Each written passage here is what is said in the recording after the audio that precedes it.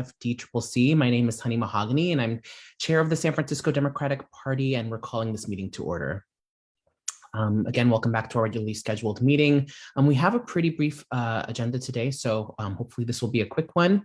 But first, let's start out with the roll call. Madam Recording Secretary, are you ready? Yes, I am. Good evening, everyone. I'll just go right ahead. Member Oblos. Here by proxy, this is Han.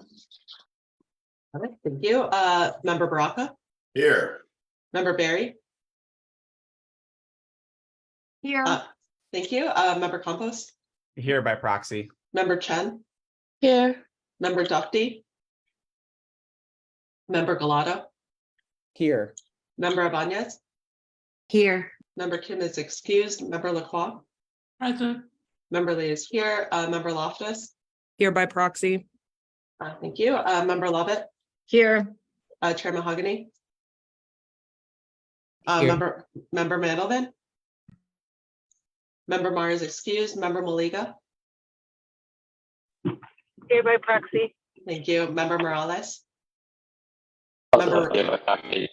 Oh, got it. Member Raju. Member Ronan. Here by proxy. Member Thomas is excused. Member Tung. Member Williams. Here. Oh, I got you. Member Williams. Member Zhao. Yes. Yep, thanks. Members Feinstein, Pelosi, and Mullen are excused. Member Kounalakis. Member Ma. Member Cohen. Here by proxy. Thank you. Member Cohen. Here by proxy. Thank you. Member Weiner is excused. Member Haney. And Member Ting. Great, we have quorum, and if I did not say that you were here, just please note it in chat and I'll get your attendance. Thank you, and apologies, Madam Recording Secretary, for my slow action on the mute button or unmute button. We'll now move on to item number 2, which is the approval of the meeting agenda. I do have one amendment, which is per the requests of the authors to continue item number 8, which is on your agenda. That's the resolution specifically around sanctuary city ordinance. So we are going to continue that. And are there any other amendments that folks would like to make to the agenda at this time?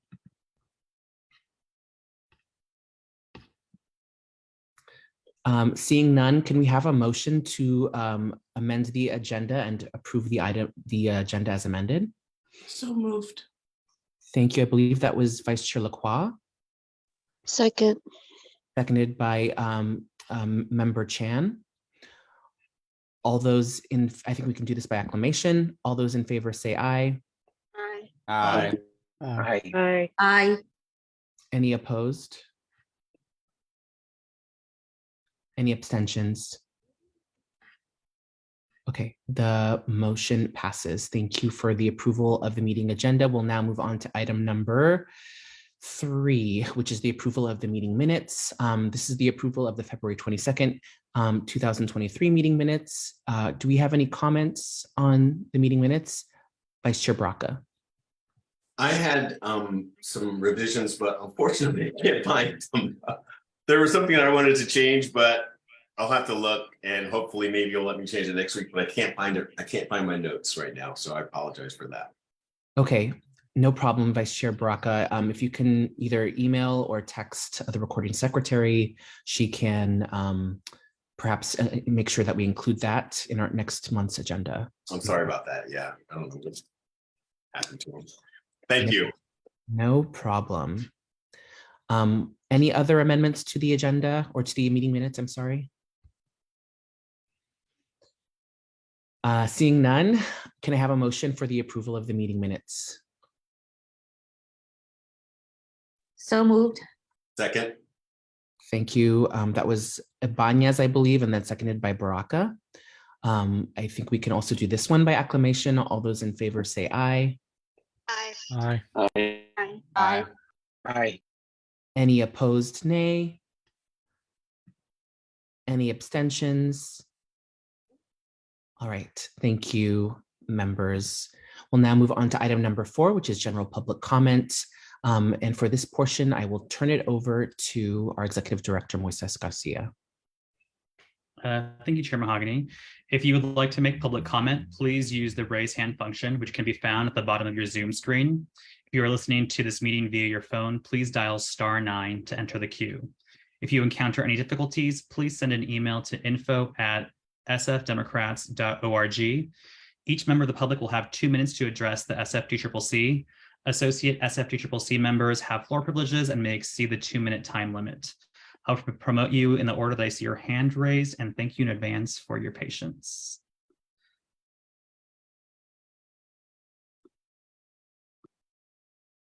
Great. I'm going to promote Carolyn Fowler, April Green, Laura Goldin. Goldlin. Go ahead, Carolyn. Carolyn, you're on mute. Greetings, Executive Director Moises and Chair Mahogany and the rest of the board. My name is Carolyn Fowler. I am currently the DNC member for the region, as well as Chair of the Women's Caucus. I wanted to address you tonight, and I will be brief. In case you did not know, our controller, April Verrett, did resign a couple of weeks ago, and prior to that, she asked me would I consider running for her seat.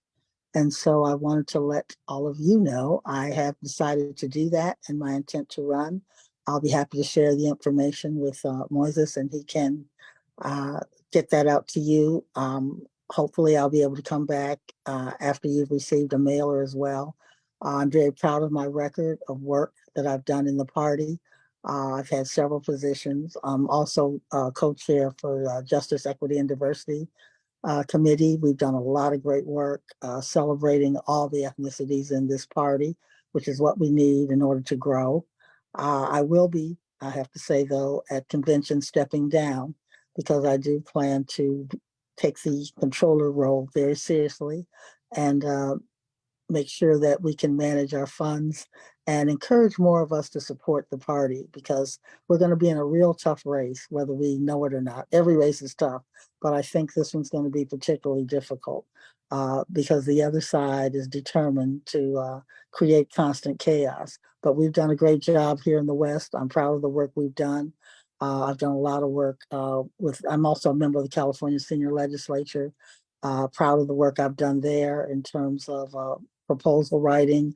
And I just got a bill signed by the governor this last session, providing skilled nursing facilities. Believe it or not, they did not have dental health care in terms of the regional dental assistants being able to come out there. And so that bill carried by Laura Davies did make that possible. So that's just some of the things that I've done. I don't want to take any more of your time. Look forward to having additional dialogue and be open to questions from you. And that's it for now. Thank you so much. Thank you for your comments. Next up is April Green.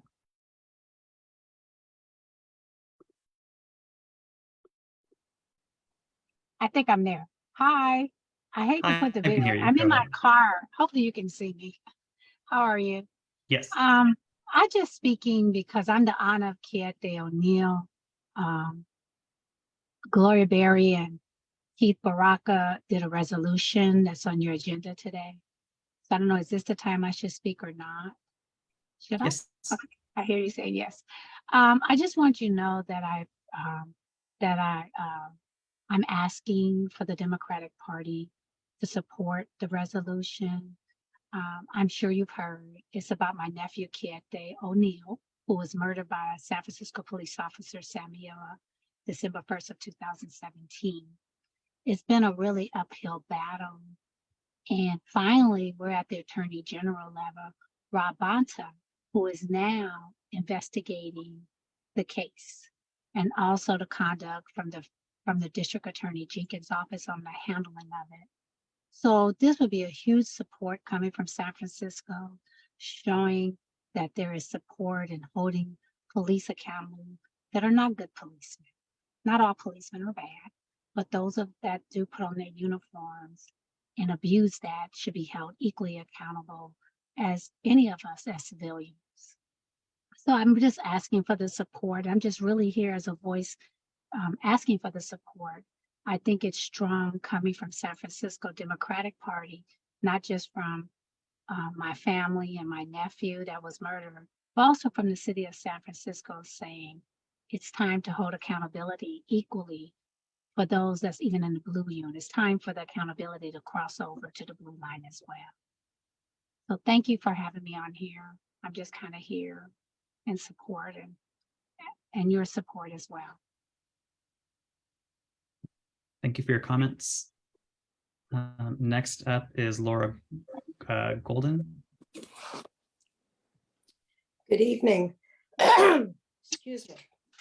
I am here to speak on behalf of the resolution calling upon the Attorney General to take over the prosecution of the case that resulted in the police murder of Quieto O'Neill.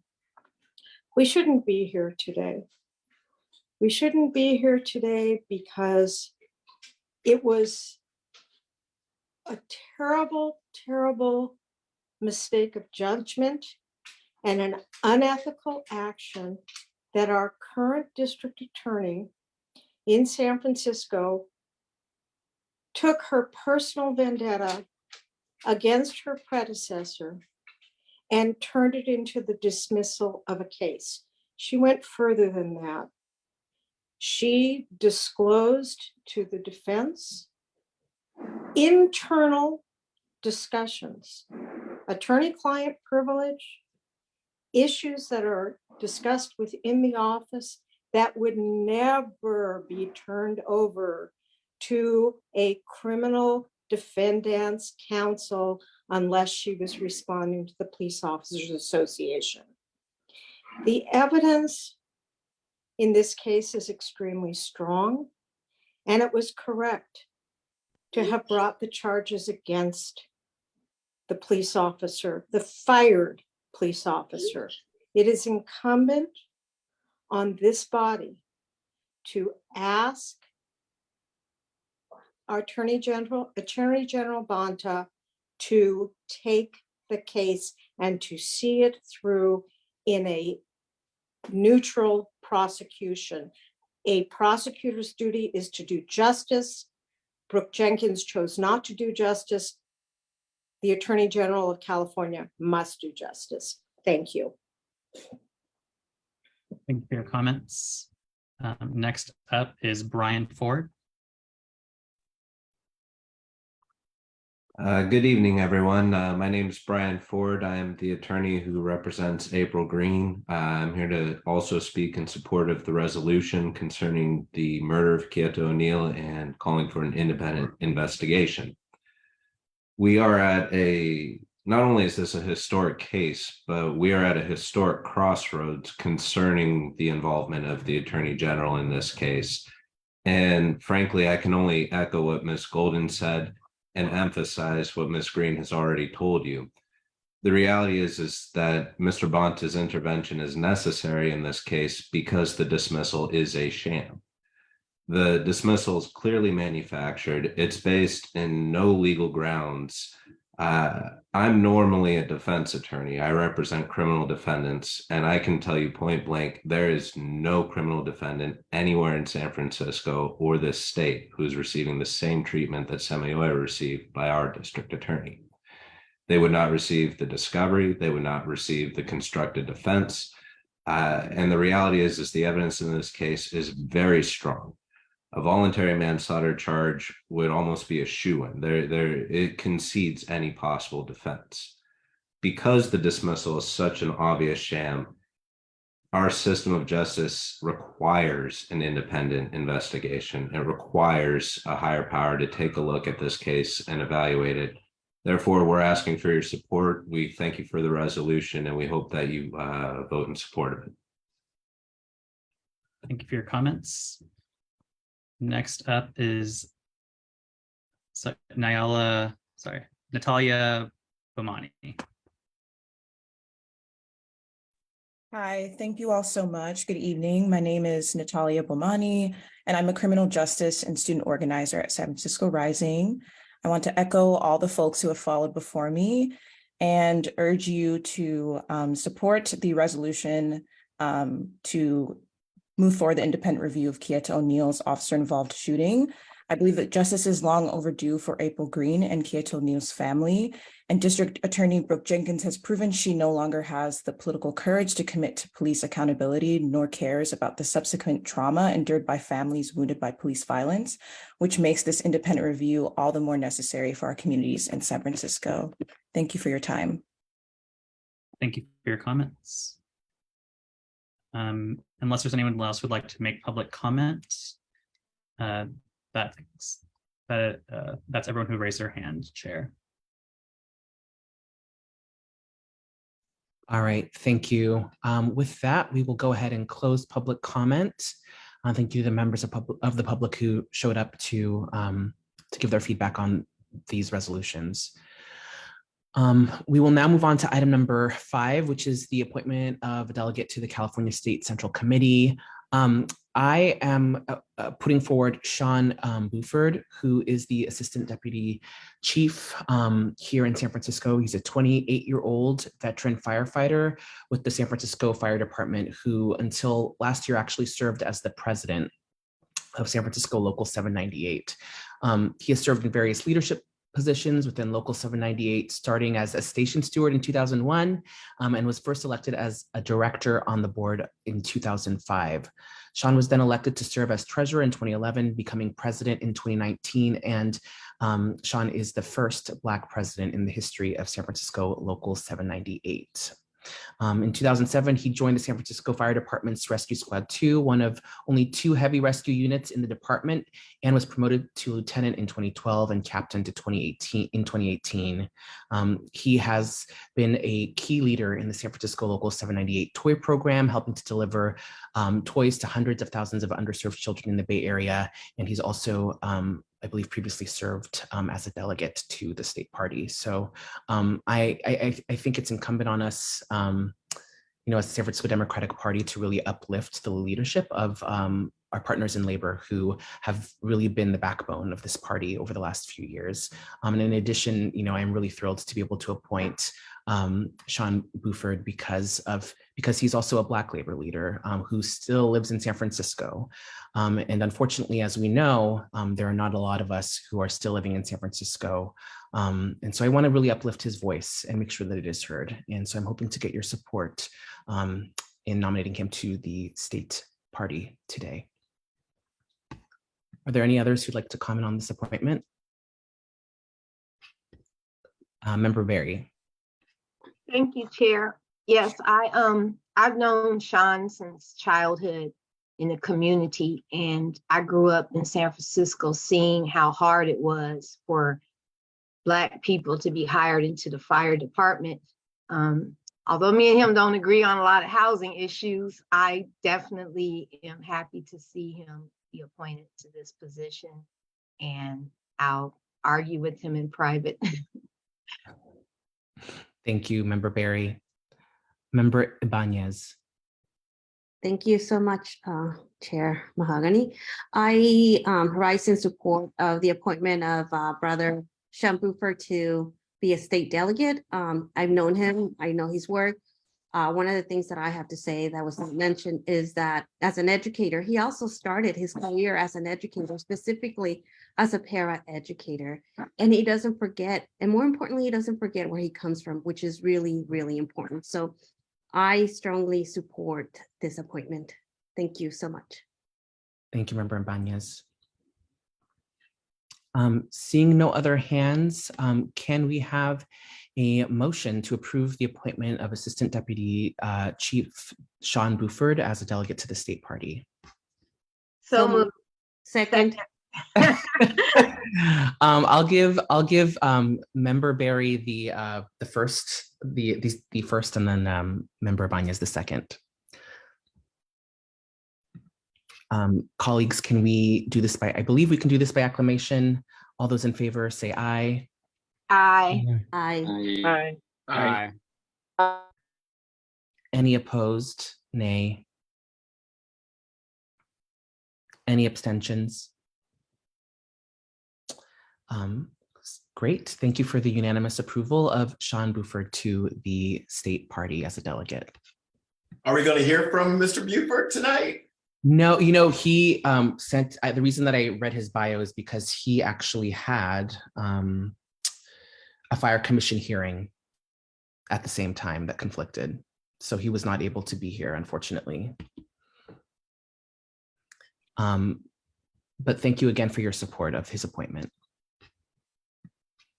We'll now move on to item number 6, which is reports reports from the officers of the party. Starting with the chair's report, I first wanted to say, I know we're missing a couple of people, but we did have, it is Aries season, and we have a couple really fiery Aries who are members of this party, including our treasurer, Carolina Morales, and also Henny Kelly, who both have had birthdays this last week. So just wanted to wish them a happy birthday and that they are missed today. I also wanted to announce that we are starting to do more engagement with some of our local clubs, starting with tomorrow. I'm going to be speaking at the SFYD's first in-person membership meeting since the pandemic. There will also be a conversation on homelessness that they will be having, and it will be at 7 p.m. at the 541 Castro Keep It Blue location. So if other Democrats want to come and join the conversation, please do so. We could not do the work that we do as a party without our young people, and SFYD has been really great to the San Francisco Democratic Party. So hoping we can really show up and support them. In addition to that, with everything that has been happening over the last few months, all the many resolutions that we have passed at this body, specifically opposing attacks on trans rights, on bodily autonomy, on drag queens, there are several actions that are happening this month. This is the month of Trans Day of Visibility, and Trans Day of This week actually kicks off a sort of a week-long build-up to the Trans Day of Visibility, which is the 31st. And starting on Saturday, there will be a Youth for Trans Liberation March that kicks off the week, 11 a.m. at Turk and Taylor, which is the center of the trans district and the site of the Compton's cafeteria riots. So there will be a speaking program then. I will be speaking, many other trans leaders will be speaking. And again, I hope some of you can join us in supporting our trans siblings and members of our community. In addition to that, there is youth-led and organized March Out for Queer Rights happening on March 31st. And that is starting at 2 p.m. at Patricia's Green. I will be speaking there, as well as some of the supervisors. Again, if folks would like to attend in support of queer rights, standing up to all of the horrific legislation that is out there, and also in support of Trans Day of Visibility, we would love to see you there. In addition to that, I know we had one member of the state party who's running for a state party position here in public comment today. We have had a few requests from other members who are running, who will be stopping by our meeting next month to address the body more formally. With that, I will conclude my chair's report and pass it on to Outreach, Vice Chair Lacroix. Hi, good evening, everybody. I just want to first start off by saying hello to all of the newer proxies that we have here today. I'm seeing Jackie, Madison, Patrick, and a few others. Jonathan Lyons, welcome back to the space. So during our executive committee meeting this month, we discussed the goal of having more in-person monthly events, such as happy hours and community cleanups. And so, but we also discussed like a capacity thing. And so if anyone's interested in helping plan these over the next few months, please reach out, let me know. I would love to partner up together to make these things happen. Second, Sunday Streets, one of my favorite events throughout the year, has released their new dates for 2023. And the first date is May 21st in Bayview. And also this year, Sunday Streets turns 15 years, which is like a long time. It feels like just yesterday. So as we have more dates for Sunday Streets, please mark your calendars. We hope to have every member of the DCCC and all of our Democratic clubs there joining us in registering more voters, doing some outreach, and just being out in the community. Thank you, Moises. The Cesar Chavez Festival is on April 29th from 12 to 6 p.m. So hold your time on your calendars for that as well. And lastly, for those who are skilled with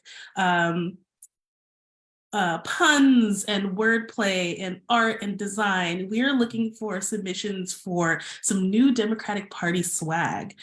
So please email Moises, Peter, Galata, Keith, and myself your ideas and your submissions, because we'd love to have your creative wordplay on some stickers that we can distribute out at Sunday Streets and in our community. With that, that concludes my report. Thank you, Vice Chair Lacroix. We'll now move on to communications with Vice Chair Galata. Thank you, Chair Mahogany. Good evening, colleagues and Democrats.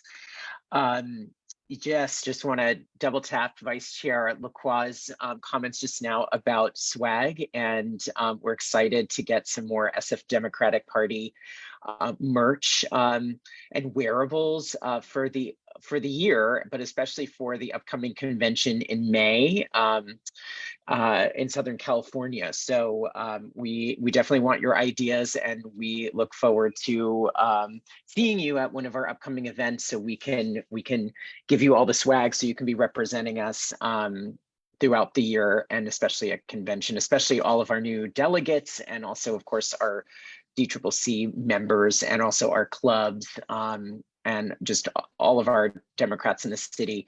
We want you to be representing San Francisco. So I'm going to fold my communications report or my partnerships report into my communications report tonight. So really one of the main things that we are trying to communicate and get the word out about right now is the very, very important Supreme Court race in Wisconsin. We talked a little bit about this at the last month's meeting, but we are getting very, very close to the election, which is happening on April 4th. So really this election is about control of the state Supreme Court, which currently has a conservative majority.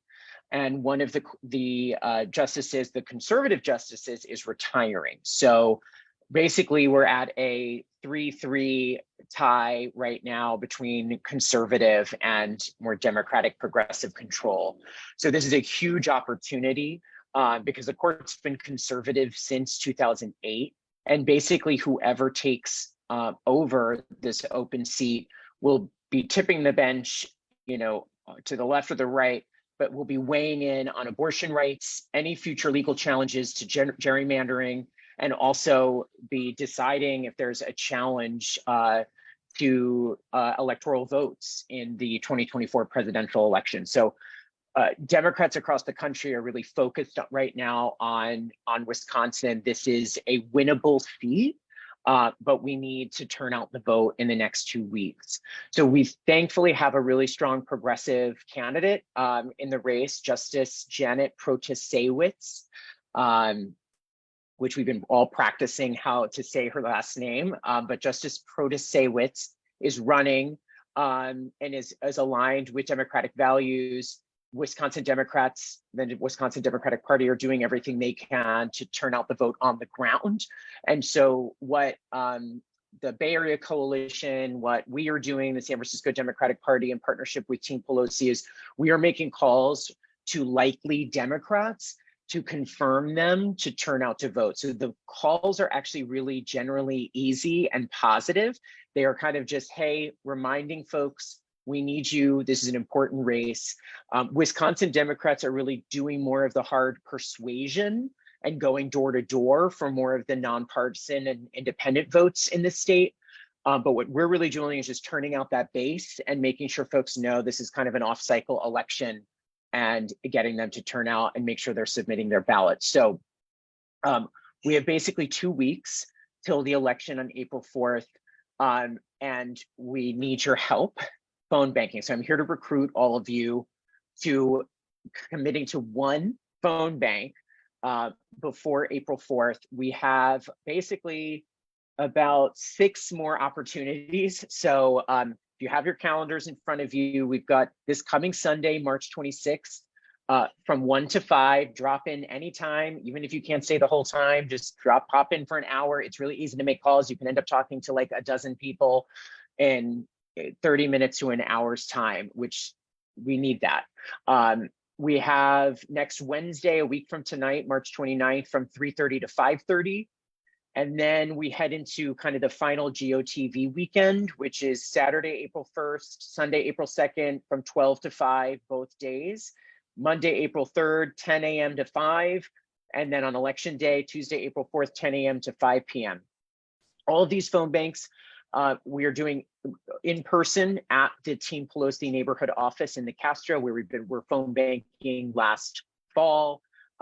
So just all you need is a laptop, your phone, some headphones of some kind, and we can get you trained up. It's really easy.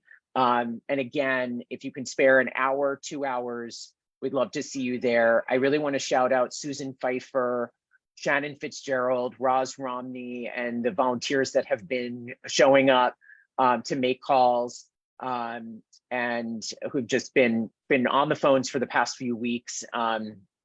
Really just appreciate their time and commitment too. I mean, these are folks that have been phone banking with us, many of them since the fall and earlier, and who have come back and again to continue to make calls. So, and Susan, Shannon, and Roz have been helping to train and just kind of keep the office going along with Shelley.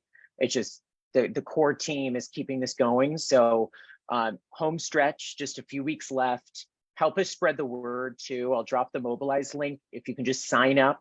And then again, just show up at one of those days and times for even just for a few hours. It will make a big difference. We'd love to see you.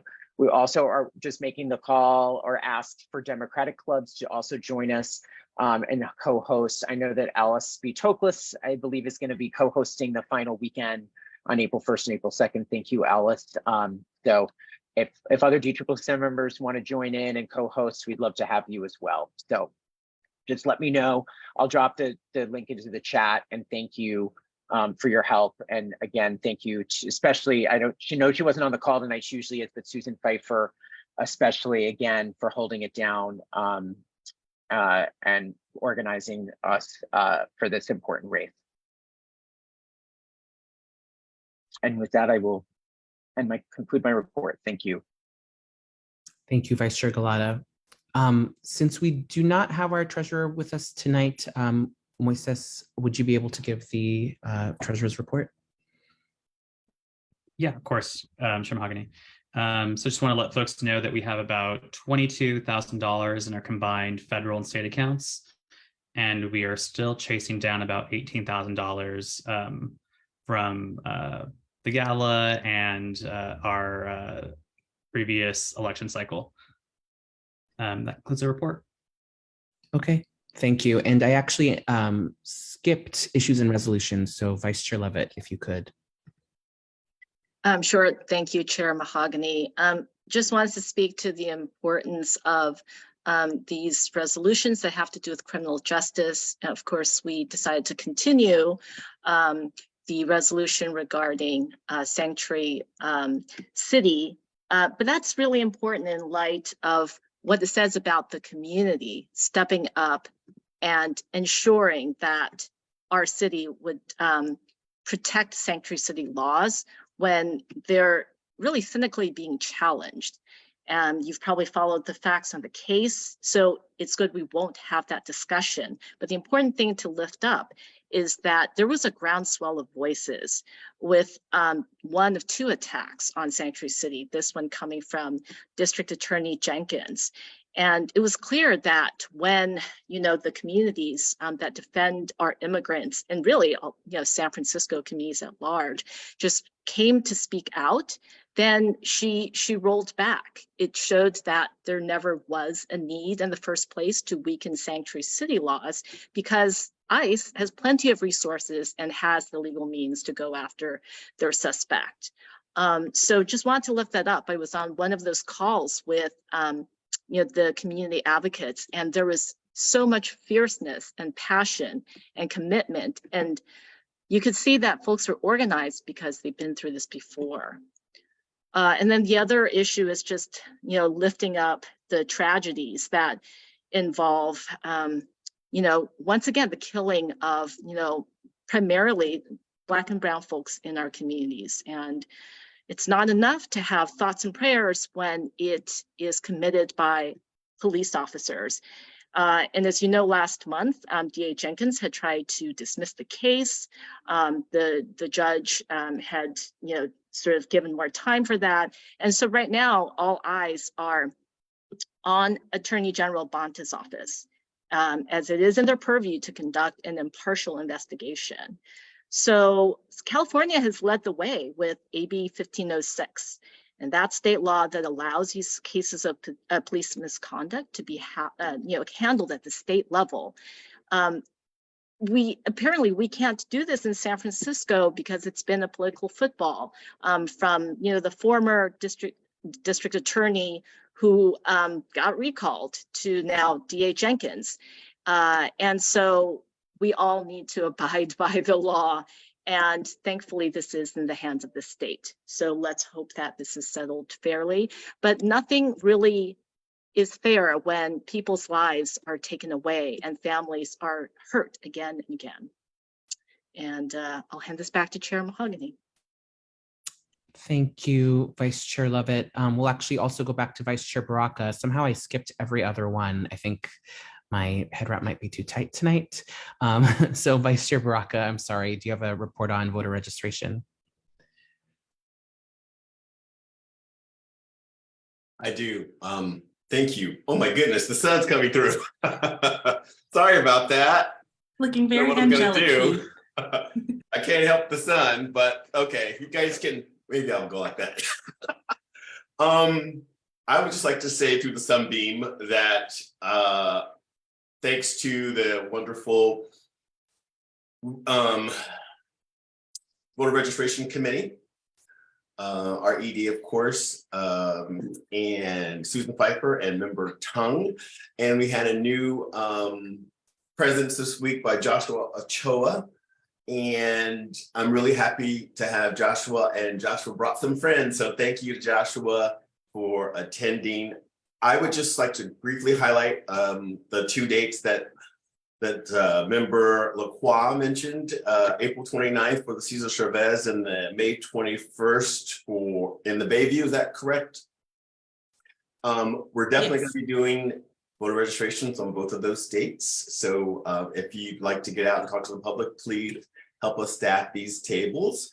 And we also, during our discussion, discussed some very good projects that Susan Pfeiffer is organizing with the high school district, the local high schools here. And we're hoping to also, with the help of Joshua, get on college campuses this fall. So that in conjunction with what I mentioned earlier, and Juneteenth coming up in June, we're going to have several events that we could use your help on. So if you would like to join us, please do so. And if you'd like to join the voter registration committee, which will be activating and knocking on doors later this year as well, please reach out to us. You can reach me through our executive director. That is all. Thank you, Vice Chair Baraka.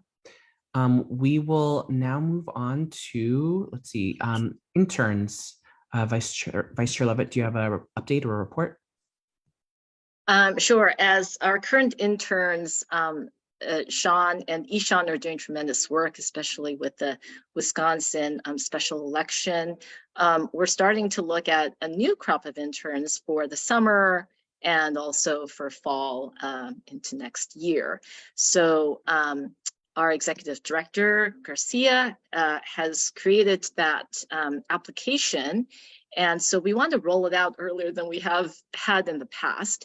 Also, the outreach begins, and like to start that after school spring breaks. So there is a high school internship, also a college one, students who have just graduated from high school, can kind of be in either category. But we have had so much talent in past years, and please tell your friends and, you know, have them pass it on to their nieces, nephews, you know, et cetera. So thanks so much. Thank you, Vice Chair Levitt. We'll now move on to, I believe, we have several committee reports, which I know fundraising does not have an update. Member Thomas wasn't able to be here tonight. But for gender equity, I can give a brief update because I have been involved in those conversations and I'm on that committee. You know, we have been partnering with San Francisco Women's Political Committee and other organizers to put together a survey basically for the public. So far, we've had about 71 respondents. We are actually going to extend it just a little bit further.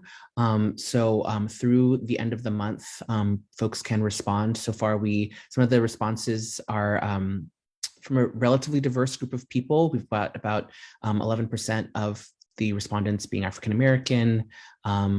I believe similar numbers for Latinx and API representation as well. But specifically for the API community, which we know makes up, you know, half of the San Francisco's population, it would be great to get some more participation. So if folks who have connections, who maybe work at organizations, can forward that on to your groups, that would be wonderful, because we would like to see more participation. With that, I believe that ends my report for the Gender Equity Committee, and moves us right along to a report from our executive director, since I believe partnerships has already been covered. Yeah, thank you, Chair Mahogany. I don't want to step on Henny Kelly's report, but just working with Member Thomas and getting everyone prepared for the 3 endorsement conventions, which are coming up pretty fast. The first set of deadlines are actually the end of next month. And so we're just working to get folks prepared for the process, and just remind folks that we have an early primary next year and all the fun and madness starts now. That concludes my report. Thank you, Director Garcia. We'll now hear from our regional director, who I know is here. I can see her hand raised, Director Kelly. And happy birthday again. Chair, I think I see Member Baraka's hand. Oh, I'm sorry. Member Baraka, did you have a comment? You're on mute. I think that was a mistake. Oh. Sorry.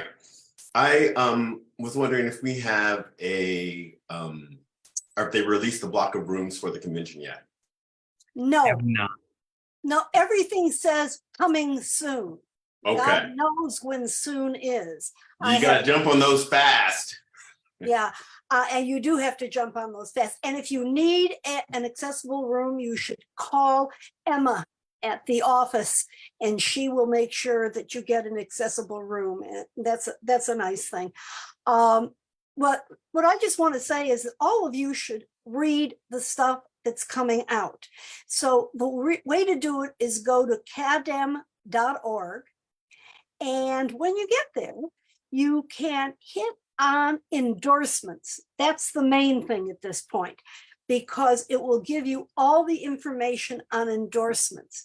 As I will be notified before on the rooms, I will be notified before the rooms are open. And the reason is that I have to make they always do this. They say, Henny, would you try and get a reservation at this place? And they know how hard it is for me to do those things. So they figure if I can follow the rules, then everybody can follow the rules and it will be easy. So there are about 5 of us that they call and say, do that. And then they will give me the date that it is open. I will get it to all of you because I think that is extremely important. So the beginning though is what we need to do to make sure that the clubs have people that can go not to this convention, but the next, the endorsement convention. And can vote for the endorsements. That is an important thing. We work very, very, very hard to get this. Really, if the clubs have members and count their members in good standing and appoint delegates, what we will have is grassroots people who will vote on those endorsements. And that is one of the most important things. You want to have that. So the way to start out, it goes with go to cadam.org, click on what I said. What did I say? Does anybody remember? Endorsements. Thank you. And then you can see what I have to do, which is the duties overview. Don't look at it. It'll make you sad. And then the 23-24 endorsement guide for clubs and how they do they're going to send, they haven't sent out the rosters yet, but they will. And you can get the information on that and talk to your clubs because this is extremely important. And Moises has already gotten this out to clubs. So I am really pleased that that's going to happen. There are 3 things that they need in their at least 3 things that they need in their bylaws. The first one is what is a member in good standing, according to each club. And then how do the clubs choose the representatives who will vote in the pre-endorsement? That has to be in there. And then the other thing they have to have is that they will abide by the rules of conduct of the Democratic Party. Those, I think, are the 3 things that you need. Most of the clubs already have them, and I've sent the wording to clubs and everything like that. Then the next thing is really what you're worried about, Keith, is that how are we going to get to this convention and get a place there? We're doing it at the same place we did the last thing, which was an e-board meeting. And there are lots of hotels around there, almost all with the same name, because they have a lot of them. As soon as I find out, I will let Moises know. He can get it out to all of you. You can get it out to all of the delegates that you have. We will get them out to the ADEM delegates, right? And so that we can make sure that we have rooms at the convention hotel. I think that'll be very important. So if there are any questions, you can always get in touch with me at hennykelly@aol.com. And that's about it. Any questions? Keith our Vice Chair Brock has a question. Oh, First of all, Henny, what would we do without you? Oh, I'm sure you do okay. No, we wouldn't. Thank you so much for your tireless work, Henny. I'm serious. If you have any questions about all things Democratic Party, Henny's a great place to get that answer. But Henny, all I wanted to ask or state was it's okay right now to reserve a room at the convention hotel. You're not going to get the special rate right now, but at least you'll have the room. And then can't you change it over to the convention rate if you get in really early? What you do is call them and say you want to cancel and go into the other one. You'd like to keep this room, but you're coming to the convention. I am sure they'll do it, and if they don't, just tell me, I'll go beat them up. Because I enjoy that part of it. I do want you to know that what people are saying about Wisconsin is absolutely the truth. It's one of the most important things we're going to do. Everything that we do when it comes to elections is the most important thing we can do. We have got to change what's going on. We have got to make sure that if somebody leaves the Supreme Court that we have enough Democrats to vote for somebody decent. This is a really important thing. And you all know I walked for Warnock. I went to church with Warnock. I really have now 4 pairs of walking shoes. I've never worn walking shoes. I've only worn sandals. You can't walk very far in sandals. So that's what I've done. Just the other day, on the 17th of this month, 750 people went down to Bakersfield. That we were told we couldn't talk in front of the worst speakers place. We were told that you can't, we will arrest you, and it will be a federal charge. And so we went back and we had 750 people in a park, and we basically made an explanation of what he stands for and what he wants to do with Social Security and Medicare. Now, you guys are young, I'm not, so I know that Medicare and Social Security are really important things. But the interesting thing about this is that it got news coverage. It is going to be on TV. We live streamed it, and I owe my organization $25 because every time I swear, I have to pay $5. And I told them what a fucking idiot that speaker is 5 times. So anyway, I just want you to know there are all sorts of ways that we have to fight, but you guys really have the strength to do things for this state and getting people to go out to other states. So thank you all very much. And I am running again for the position I have. I figure, sometimes old folks are okay to run for a position.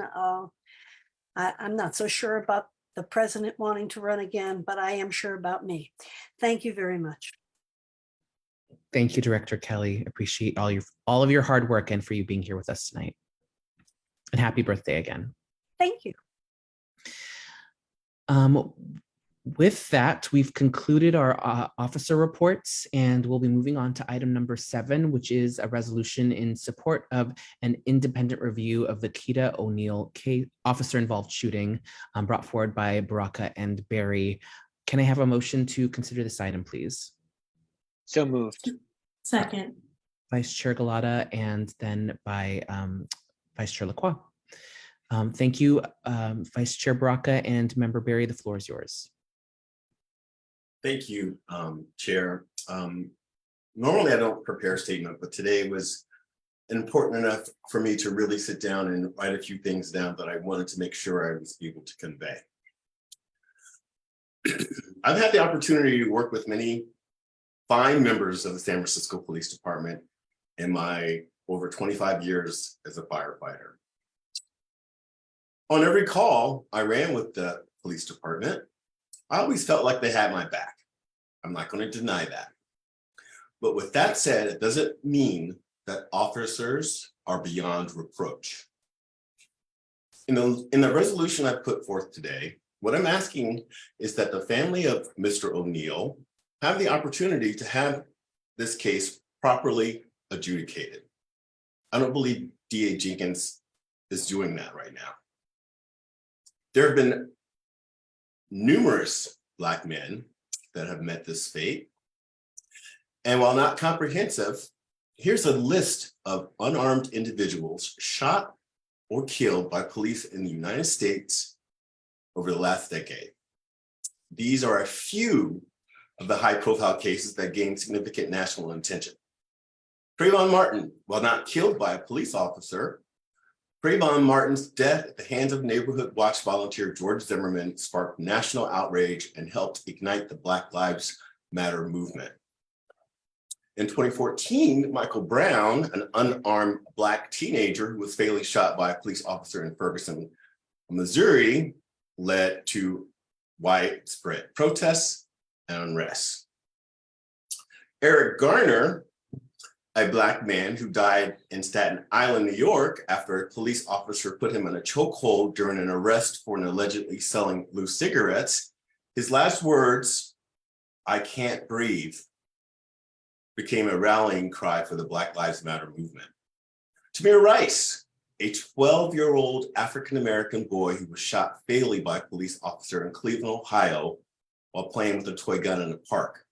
Walter Scott, an unarmed Black man who was shot and killed by a police officer in North Charleston, South Carolina, after being stopped for a broken taillight.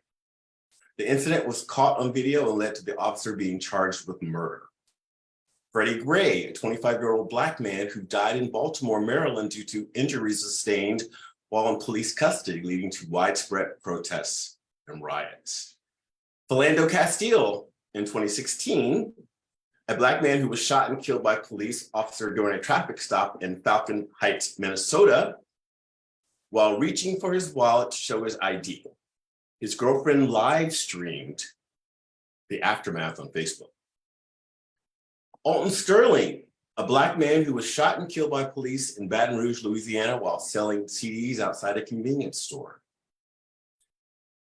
And then we have George Floyd, a Black man who died in Minneapolis, Minnesota, after a police officer knelt on his neck for over 9 minutes during an arrest. Floyd's death sparked massive protests across the United States and the world, leading to renewed calls for police reform and racial justice. These cases represent just a fraction of the many instances of unarmed individuals being killed by police in the United States, but they have had a significant impact on public discourse and the push for police reform and racial justice. It is for these reasons I bring this resolution to you for consideration. AG Bonta AG Bonta was not given crucial information about this case, which raised his concern at the time he was given the 90-day time period to review the case. In conclusion, I'd like to give thanks to the tireless work of April Green and her advocacy for not only her family member, but for this community at large. As reported in the news, Ms. Green has done this incredible advocacy work while experiencing her own health challenges. I ask that you send Ms. Green your good vibes and prayers. Finally, I'd like to thank my co-sponsors, Member Berry, Member Galata, and Member Morales. Thank you for your consideration, and I hope we can pass this very important resolution so that we can indicate to AG Bonta that we take these things seriously. Thank you.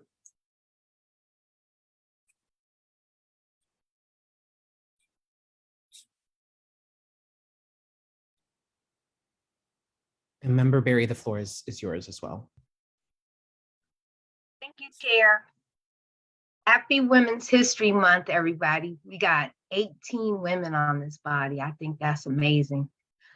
Thank you so much to Member Baraka for doing the heavy lifting and including me in authoring this resolution. This matter is important to me. I was boots on the ground since Oscar Grant was killed.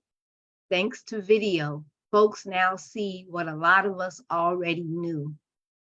However, being that this is Women's History Month, I would like to honor the victim who was killed by SFPD's, the San Francisco Police Department's aunt, April Green. We have historical Black women revolutionary heroes like my favorite, Harriet Tubman. She helped free so many people, a nurse in the Civil War, and advocated for the right for women to vote. Well, April Green is a modern day hero to me. Her tireless advocacy to seek justice in a case that I was demanding accountability for since DA Gascon was in office. This has been a remarkable thing to witness her advocate for. Before we even knew who Atessa Boudin was, the community always felt If San Francisco ever was woke enough to convict a killer cop, this case is a no-brainer. When we had a DA that had the courage to do the right thing, I watched April Green have so much hope that a little of her and Quietta O'Neill's family's pain would be lifted. I walked with April Green as she knocked on doors, talked to people walking by, and insisted she be heard in every space she stepped foot in.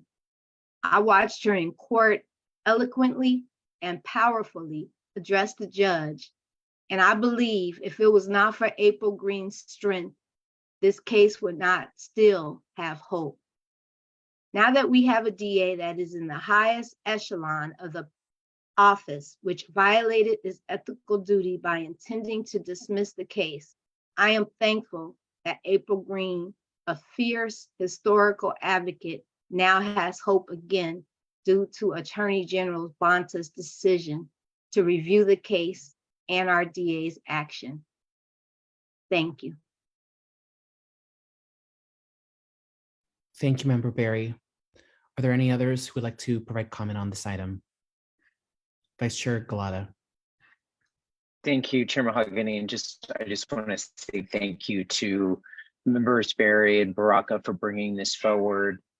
This is, I think, a really important resolution for us to be taking a vote on tonight and taking a stance on. I just want to say that if we don't have accountability when it comes to law enforcement, then we have even more of a broken system, and we know how broken the system already is.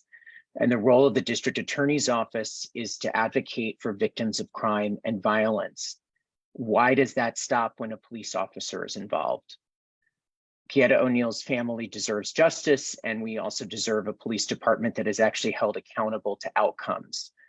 And I think right now, a lot of folks are talking about the need for accountability when it comes to public safety in our city. And I agree, but I think it starts with police accountability, whether it's the murder of innocent people, sending racist text messages, or doing the job of preventing and responding to real crime happening on our streets. I think any budget supplemental to the police department should be tied to real accountability metrics. And I think the district attorney's office should not be abdicating its role when it comes to holding police accountable.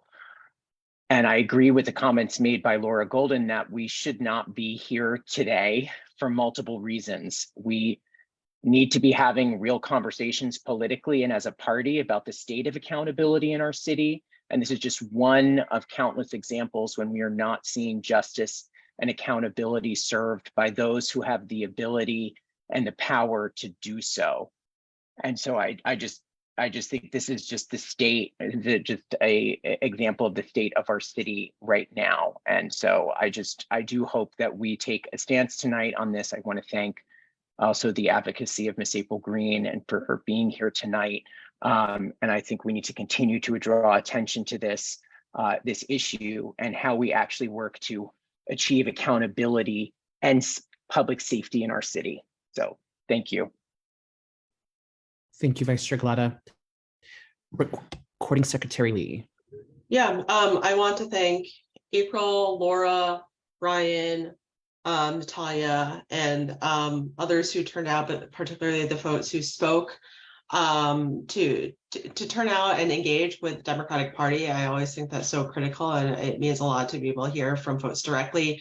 I've not been involved in any of the advocacy or closely following the O'Neill case, so I'm actually I'm supporting this resolution, but the comments I am making is actually really just focused on police accountability writ large. I know, Member Berry, you just mentioned the Oscar Grant killing a little bit over 10 years ago. That propelled a series of very fundamental changes within BART, particularly the BART Police Department. And it started the BART's Office of Independent Police Auditor, where they review every complaint against police officers and anyone within the police department. And it also founded a BART Police Citizen Review Board that reviews all these cases, independently investigates the police, and looks at all use of force cases at their monthly meetings, and also makes policy recommendations to the board. the office, the independent police auditor actually reports directly to the board, which gives it independence from our police chief or our BART general manager.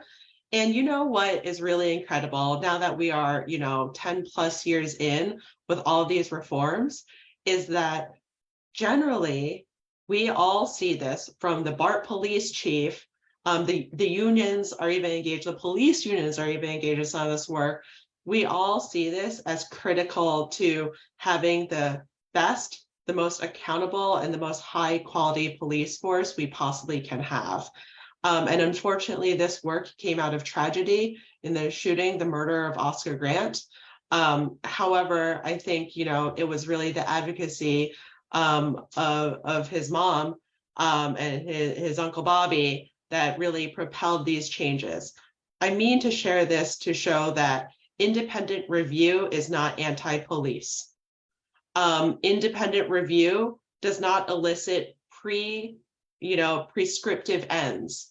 And just because BART does have independent review and we have this independent police auditor, it does not mean that all officers are absolved or all officers are charged. What it means is that there is a seek for the truth in these cases, and there is an explanation to the public, and there's public accountability as to what happened. And I think not only does Mr. O'Neill's family deserve that, but the general public does. So given that, I am just in general incredibly supportive of independent police reviews. And so I will be supportive of this resolution today. Thank you, Recording Secretary Lee. Member Ibanez. Thank you so much. I'm also a strong supporter of this resolution. I can say what everyone said is what I agree with, but I also want to remind that yesterday was the anniversary of the killing of Alex Nieto by the police. And so we have to remember who has been killed and why they have been killed. And there's no, like Member Lee indicated, the public wants accountability and wants to know the truth, but more importantly, wants to trust our police force. How can we trust our police force when there's no accountability and the killings continue of an armed man of color? And then we have our district attorney doing exactly the same thing. I think that this is a resolution that we should support and that we should stand by. It's we owe it to those families whose sons and daughters have been killed by the police force without any accountability. And enough is enough. Enough killing of our of an arm. Just enough. I'm not going to go and say what everyone else says, just that it's time for us, and it's time for us as a Democratic Party to really stand with the community on this issue. Thank you, Member Ibanez. Are there any others who would like to provide comment on this item? Seeing none, is there a motion to approve this item? So moved. Second. Member Ibanez and then Vice Chair Lacroix. I believe we can do this by acclamation. All those in favor say aye. Aye. Aye. Aye. Any Chair opposed? Mahogany, I would like to abstain. Okay. Is that- Member Loftus would like to abstain too. Okay. And are there any nays? And 2 abstentions, Member Loftus and Member Tung. Any other abstentions? All right, thank you. The resolution passes. Thank you, everyone. We'll now move on to item number 9, which is a resolution in opposition to exploitive immigrant child labor. Colleagues, state legislators, specifically Republican legislators, have used the rhetoric of protecting children and giving parents more choice over their children's lives to justify so many extreme policies, like, for example, Tennessee's drag ban, Florida's Don't USA Gay bill, and hundreds of bills aimed at trans youth. Just as these efforts have been led by the extreme right-wing agenda, the move to take child labor laws back to the 19th century are also being led by right-wing forces right now.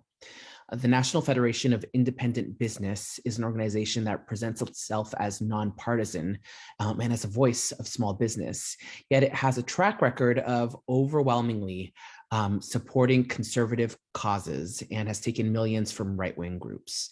Over the past year, they have teamed up with others to lobby for state-level bills to erode child labor protections, citing labor shortages as justification. These bills in Alabama, Ohio, and even Democratic-led New Jersey have all been aimed at expanding the number of hours children are allowed to work, the types of work they're allowed to do, and even shield employers from liability should they get hurt. Several high-profile investigations involving child labor have been exposed over the past year, including the use of child labor in Hyundai and Kia, supply chains in Alabama, and JBS meatpacking plants in Nebraska and Minnesota, and at fast food chains, including McDonald's, Dunkin' Donuts, and Chipotle.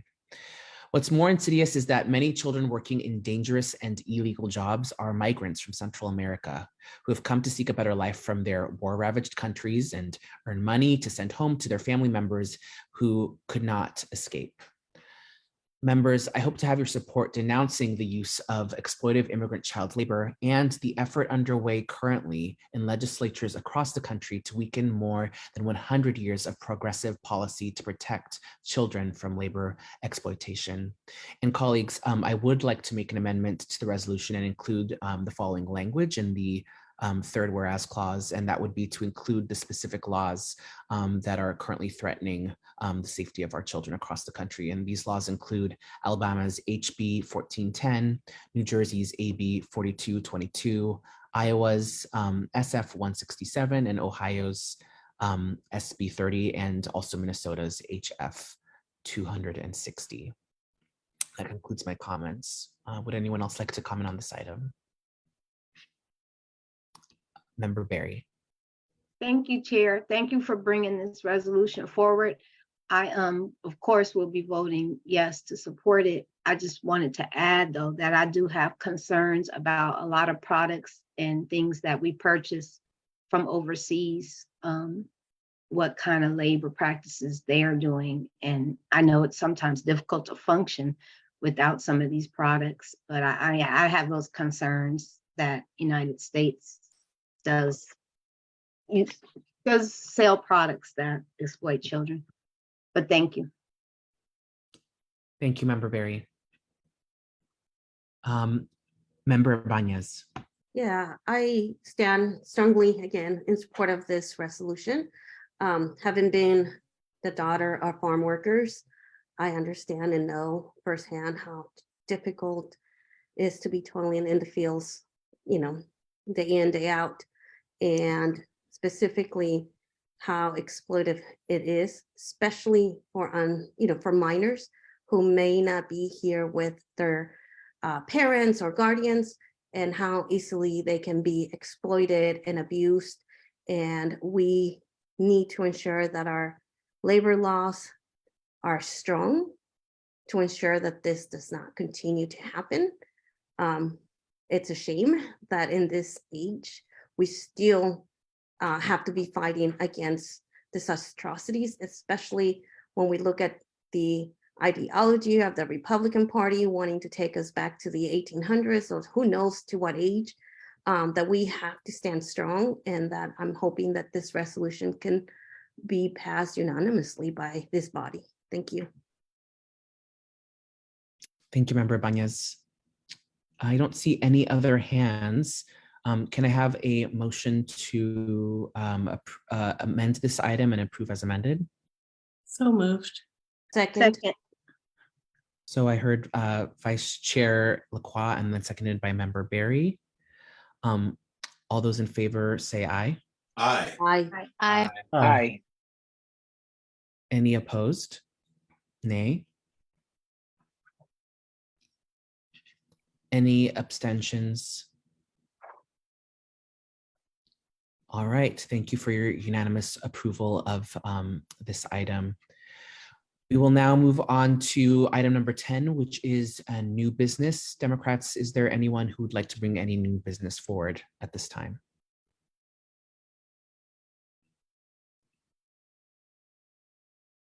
Just wanting to acknowledge Women's History Month. I think it was Member Barry earlier who wanted to just shout out the record number of women on this body, and who are mothers, who are full-time workers, who are doing the work in their communities. And I just want to say that I acknowledge all of you, all of us, and just say shout us all out. So yeah. Thank you, Vice Chair Lacroix.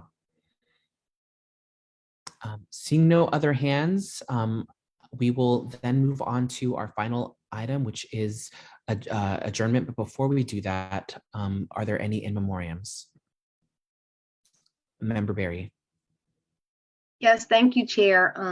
Unfortunately, in the Fillmore district alone, there has been 4 deaths of pillar people in the community, and we're really hurting right now.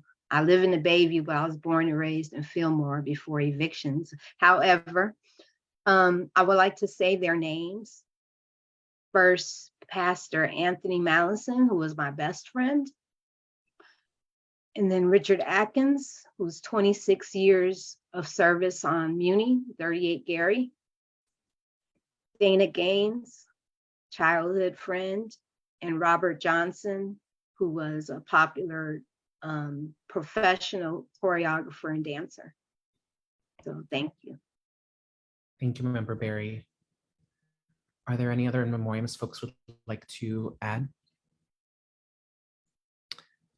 Seeing none, let's adjourn this meeting in the names of, and I hope I got all these names right, but Pastor Pallinson, Mr. Atkins, Ms. Gaines, and Mr. Johnson.